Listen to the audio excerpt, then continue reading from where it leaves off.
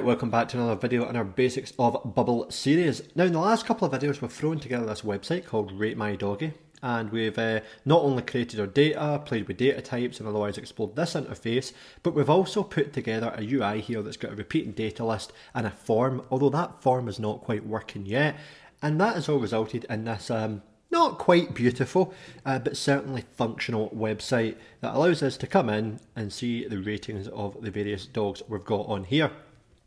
Now, in this video, we're going to be exploring workflows. In other words, how do you make Bubble put together the logic, the if statements, the various different types of decision making that you need to make the back end of your app function and work. And we're going to split this video into two. In the first video, I'm going to be looking at the login, the sign up functionality, the general user functionality, and then in a second video, I'll go into the more traditional side of workflows, i.e. how do we use the workflow editor, how do we build out the ability to capture data, use that data, make decisions, so on and so forth. Now again, Bubble is an incredibly flexible builder. It can do tons and tons of stuff, and we'll never be able to cover it all in these two videos, but what I will do is give you enough of an introduction to get started with the CRUD basics and be able to go on and create and design your own things. Now, before I get cracked into this first part around about logging in, signing up, etc., I just want to show you a quick correction from the previous video. In the previous video, I had this problem here. We have a Rate My Doggy element that should be showing up here in the editor, and when I go and look at it in the real kind of test version of my app, it's showing up here. They've got a header that says Rate My Doggy. And that happened with a couple of elements, but it turns out the reason this isn't showing up is simply because this box hasn't been dragged high enough to show the text. If I drag that out a little further, you'll see it shows up. Similarly, if I drag it back down to say there, it will disappear. And so, if you run into this issue where your elements aren't quite showing up on the screen properly, all you need to do is try dragging them out a little bit further and they'll show up. But anyway, with that sorted out, let's now talk about Bubble's logging in, logging out, signing up, etc. functionality. Now the first thing to say is it's a little bit different from the way most apps do it. Bubble has a lot of the stuff that you need built in, such as you've got a reset password page, that comes, sorry, those are the workflows for it, that comes here, and you can redesign it however you like. You also have this reusable sign up and login pop up, and so you've got some of the workings there. But beyond that, Bubble doesn't do a whole lot. It will give you all the functionality to log a user in, log them out, but in terms of configuring exactly how that works and how you want, what pages you want to be configured and how you want them to kind of, allow or disallow certain users in, all of that is left up to you. If I come in here and I have a quick little look, when I click here, I'll show you how this all works in a second, but just to bring up the list of available actions that we've got, under account, I can sign a user up, log them in, I can log them out, update their credentials, I can do a ton of stuff here, but when it comes to actually configuring how a user interacts with Bubble, what pages they can go on, what elements they can see, all of that is left up to you. So this is a bit of a pro and a con. On the plus side, this is really, really flexible. It's probably the most flexible login, logout system that I've seen on any no-code builder, and that's a big statement. On the downside, it does mean you'll probably have to spend a little bit more time configuring stuff yourself. Rather than have a list of pages and quickly tick off which ones a user can see, which one a user can't, you're going to have to build some of these elements in yourself. So let's take a little bit of a look. We'll start by just essentially having a button where the user can sign up, log in, log out. Now, I've added this little element here since the last video that says add a dog, and when that's clicked, it takes you to this page here. And it's just a really basic page with a nice little rating form on it, but we're going to configure this so that a person can only get to this screen if they are logged in. And so, when I come back to my index page here, I'm going to go first of all and add a couple of buttons in. I'm going to have one that says login / sign up, and if I just cut that, paste that, copy that and paste that, I'm now going to change this one to say log out, and I'll change that one, there we go, log out. And so we've got these two buttons here. Now there's nothing kind of related to sign up on them, so what we actually have to do to make each button work is start / edit a workflow. But before I do that, just as a quick reminder, Bubble already has this reusable element for the sign up and login pop-up. You don't need to use it, you could build it entirely yourself, build your own one, make it look however you like, but in this case I am going to use it, and let me show you how that works. So when I hit start and edit workflow, to give you an idea of the way the workflows are kind of shown here on Bubble, along the top you're going to have multiple different triggers or events. So right now we are working with a trigger that says when the login and sign up button is clicked, click here to add an action, so do something. We could add another one here, we could click here and say, well, when the user's logged in or when the page is loaded, when a pop-up is opened, etc. We could click any of them and that would just let us come in and start adding a new workflow there.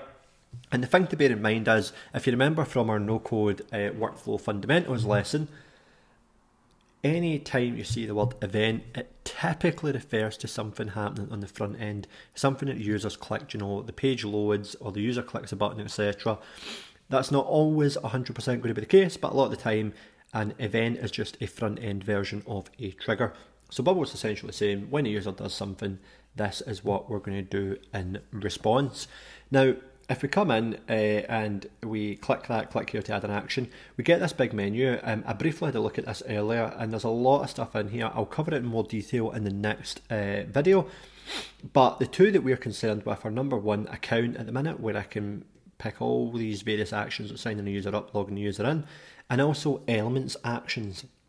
Elements actions is essentially a series of steps that your workflow can take that will affect certain visual elements on the page. Now, if we were building this totally from scratch, we would probably have a form, it'd have a username box, password box, etc. And then we'd have a button, and I would basically say, well, when that button's clicked, sign the user up. But because we're going to use that pop-up, I don't need to do that. Bubble's kind of done all this for me.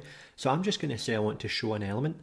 And the only element I want to show is this sign up and login pop-up. Now, it comes up at the top because we've got a reusable element here. But when I click that, now if I was to go and hit that button, this little pop-up will show. And there's various other things you can do, by the way. You can configure that to say, well, only pop up, when the user is not already logged in. So I could say, if when the current user isn't logged in, then, do whatever you want to do. One thing to bear in mind here, if you look at that, so current user, you have to remember Bubble is for building websites and web apps. That means you're going to have a public facing bit that anybody could get to of Google if you so want, but then you're probably also going to have a part that's logged in. Bubble is going to refer to the person actively using your Bubble app at any time as the current user. Now, you might know who that user is. They might already be a user. They might be, in your database, already part of your service. But equally, this could also be an anonymous person from, some far-flung region of the internet. You get no idea who they are. You get no data about them. Nonetheless, Bubble's just going to treat it as the same thing, a current user. And so at any time, a user can be logged in or a user can be logged out. So with that in mind, just something to keep in your head, but with that in mind, we now have a really simple button that is going to say when the login sign up button is clicked, show the pop-up. And so if I come back here, I've also got this logout button. Now this is even simpler. When I double click that and I hit start and edit workflow, it says when the button logout is clicked. I'll click here to add an action, and I can simply hit this one here, log the user out. And all that will do is indeed log them out. Now because we're on our index page, we're happy with that. The index, if you'll remember, is the base page, the home page of the website. And so, when we log them out, we probably just want them to go to the home page. That's fine, they're already there. You could go into this navigation element and you could say go to page, and you could add a page. For example, you could have a thank you, come again page, for example. And you could link that in here. You could hit create new page. But we're not going to bother with any of that. I just want to give you some ideas of the options that you've got. And so far what we've got is two simple, really easy workflows that, although I've spent 5 minutes explaining them, you could put together in 30 seconds and that'll let us log in or log out. So let's go and give it a wee test. I'll refresh my preview page to bring up the new changes, and immediately you can see I've got these buttons here. Now when I first click that, it's going to pop up and give me the option to sign up. I actually already signed up earlier, so I can also hit log in. I can put in NoCode.Tech, I can log in, and nothing will happen. Now it has happened. In the background, I'm now considered logged in by Bubble, and if I hit log out, it'll log me out as well. You saw that little bar that loaded over the top there? That was the workflow running. Now, nothing's changed because we have not enabled anything to happen. We've not got some sort of logout screen. We've not said, show or hide different elements in the screen based on when the user's logged in or not. And so therefore, we don't actually know that any change has taken place, even though Bubble does on the back end. So let's make a little change here then to make that obvious. Now, one of the things that we've talked about a little bit before is these conditional elements. It shows up on every single element I've got. You can see it there on both buttons. You can even see it in the text. You can do it with any element. But when you hit conditional, you are going to be able to essentially specify certain properties, attributes, certain characteristics of that element that should be changed under certain conditions. And so, for example, we could say when the current user isn't logged in, then we could say this element should be visible. So we're saying when the current user isn't logged in, and then you've got this bit here that says select a property to change when that's true. So when they aren't logged in, I've got this element is visible, and essentially this property it's essentially saying at the minute this element is not visible when the user's not logged in. I want it to be visible. So I can put that in there, or even to save a little bit of time, I can say when they're logged in, leave it not visible, because by default all elements you put on here are going to be visible. And so what I'm saying is when the user is logged in, don't show it then, because they're already logged in, they don't need to log in again. And all I'll do is up the top left, switch that on. And remember, these conditions always start as off by default, so you always want to switch them on. But essentially what we're saying here is the button's there by default. However, when the current user's logged in, the element is not visible. And all you're doing here, this is a checkbox that sets a Boolean value, a Boolean, whatever you want to call it, true or false, yes or no. When that's ticked, the element will be visible. When it's unticked, the element will not be visible. Now, I can go do a similar thing with the logout, except obviously I want to do it the other way around. So if I double click that, and go to conditional, and again we're going to define another condition. We're going to say when the current user is logged in, or is not logged in, we should say. When the current user is not logged in, this element is not visible. So there we go, we've set both of them up. You notice how they're opposites here. So when the current user is logged in on the login sign up button, the element's not visible. However, with this logout button, it's the other way around. When the current user is not logged in, well, the element is not visible in that case. Now, if you notice what I've done wrong here, or what I forgot to do, I've not switched this on. I keep reiterating, absolutely always remember to switch that on, because it is a really easy thing to get wrong, and it's quite a hidden away little element there. I mean, I know it's like right there on the top left, but I don't find it very intuitive, so it's just something to keep your eye out for. So let's now go refresh our page and see what happens. And as expected, the logout button disappears because I'm not logged in yet. I'm already logged out, therefore that button's not going to appear because I can't use it. So I can hit login and sign up. And again, I'm going to log in because I've already got an account here, hit login, and look, the sign up logout button disappears, the logout button reappears, and if I hit that again, then here you go, the login button now appears, logout, and I could just keep doing that, for as long as I like, and it'll just keep appearing and disappearing. So that's pretty cool. And one of the things that you can do just really simply is you can take this logout button and just drag it right over the top of that. I don't think I've quite made them the same size, but essentially what that will mean is rather than the button kind of popping up or popping down, when I hit logout now, the login and sign up just shows up in the same place. So it's just a good way to keep it nice and neat, just like that. And if you're ever struggling to find your element again, you can either drag it out the way to get back to the original button if you want to make a change to it, or you can explore the elements tree up here as well, and that will let you select it, various different bits and pieces. Another thing you can do is right click, and down the bottom here you've got like send to back and that kind of thing, but that's all a bit of a pain to mess around with, so we'll just leave it like that for now. Nice and easy for us to see and manipulate. So at this stage, we've kind of got a functional login and logout system. You know, Bubble has already done the reset password for us, so that's there. We've got the login, we've got the logout. And by the way, if you're trying to build your own custom thing, you know, this boilerplate is always available to you, so you can come in, you can check out the workflows that you've got here. So, you know, when the button confirms clicked, well, what's happening? Well, Bubble's just running this reset password action. It's got the password, it's got the confirmation, you know, so even though you might want to build your own, you can still learn from how Bubble's implemented it to do their own. You know, they've got all the actions there under that accounts workflow. So just go check that out, and that will show you how you can build your own reset password function. But at this point, a couple of things we want to do. So we could set a condition on this add a dog button. So we could make it be hidden unless the user's logged in. So we could come in here and we could do a conditional again. And we could say, right, when that's clicked, you know, when the current user is not logged in, when the current user is not logged in, then this element is not visible. Brilliant. And the way I've got it set up at the minute is when that button is clicked, it should take us through to the add a dog page that I made earlier. You can always put in like workflows for that. So you could come in here, you could do click here to add an action. You could go to navigation. You could say, okay, take me to the add a dog page. And one of the things that you can do here, really, really powerful one to bear in mind, is any data that you've already got available in this page, let's say the rating information, if you wanted to send that onto the next page when the user moves, you can simply put in here, you know, data to send. You can pick whatever you like, whatever data you want. You can search from a database if you need to, whatever you need to do.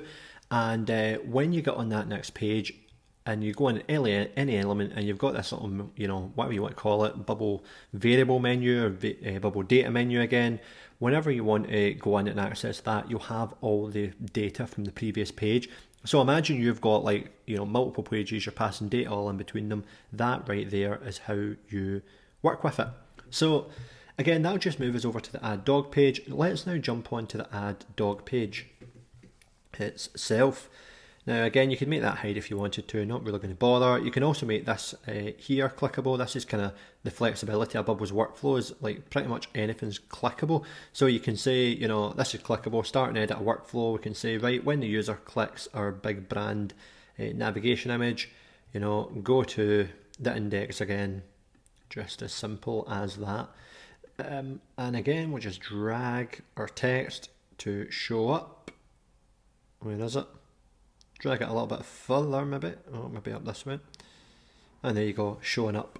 And again, you can make that clickable, do whatever you want. But the key thing that I want to do here on this page is make this page only visible to somebody who is logged in. So if I go into my workflows, and by the way, one thing to keep in mind here, Bubble will organize workflows by page.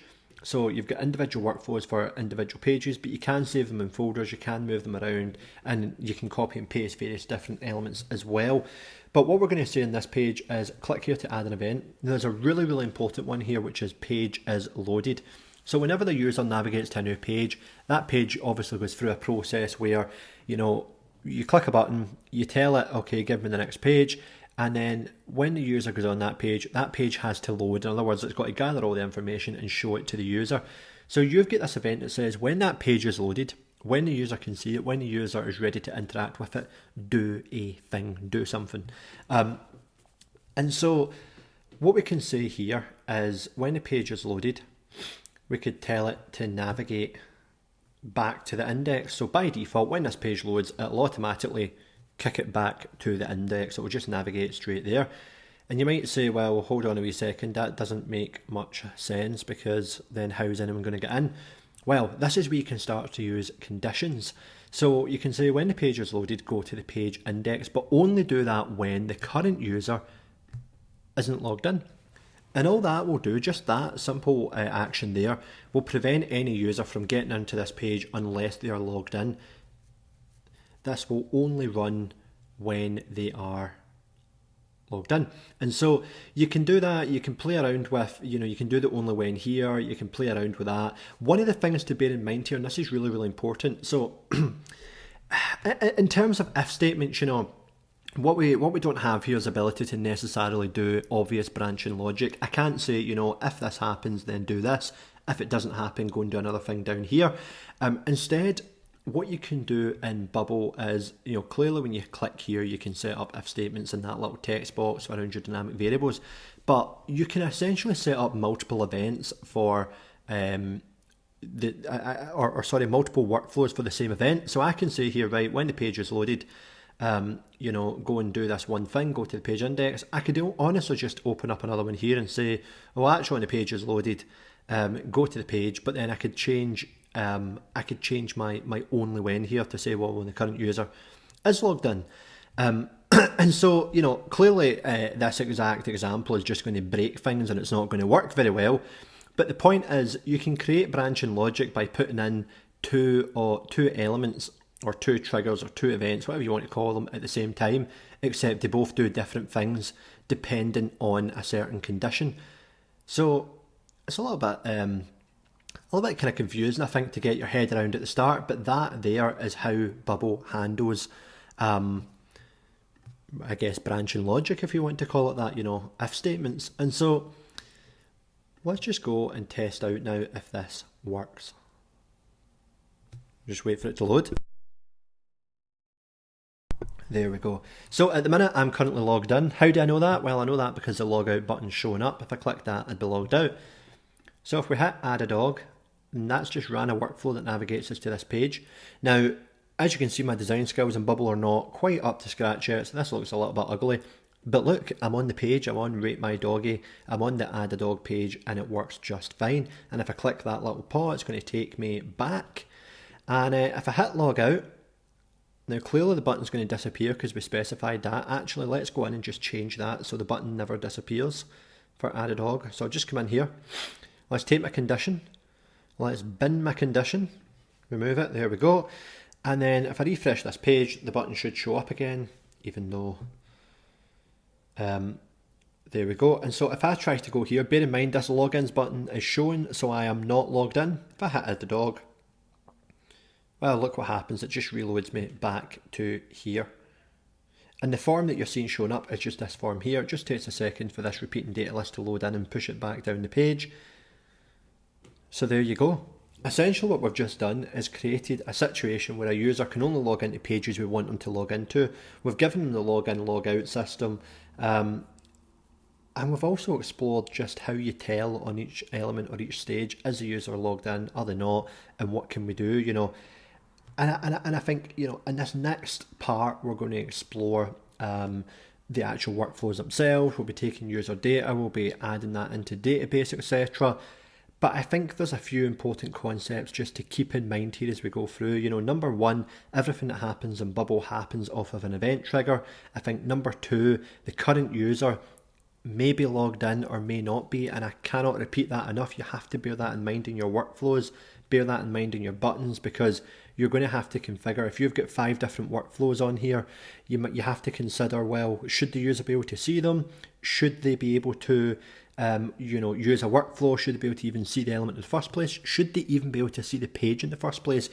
You've got all that infinite flexibility. You could have 5 elements in this page that a user can interact with if they're logged in, and 5 that they can't even see. But this is the double-edged sword of Bubble. You have to always keep that in mind.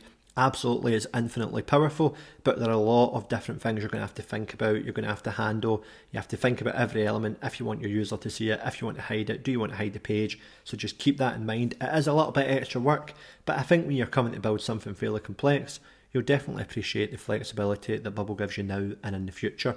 So jump on to our next video, and we're going to start looking into the nitty-gritty of doing CRUD methodology on workflows.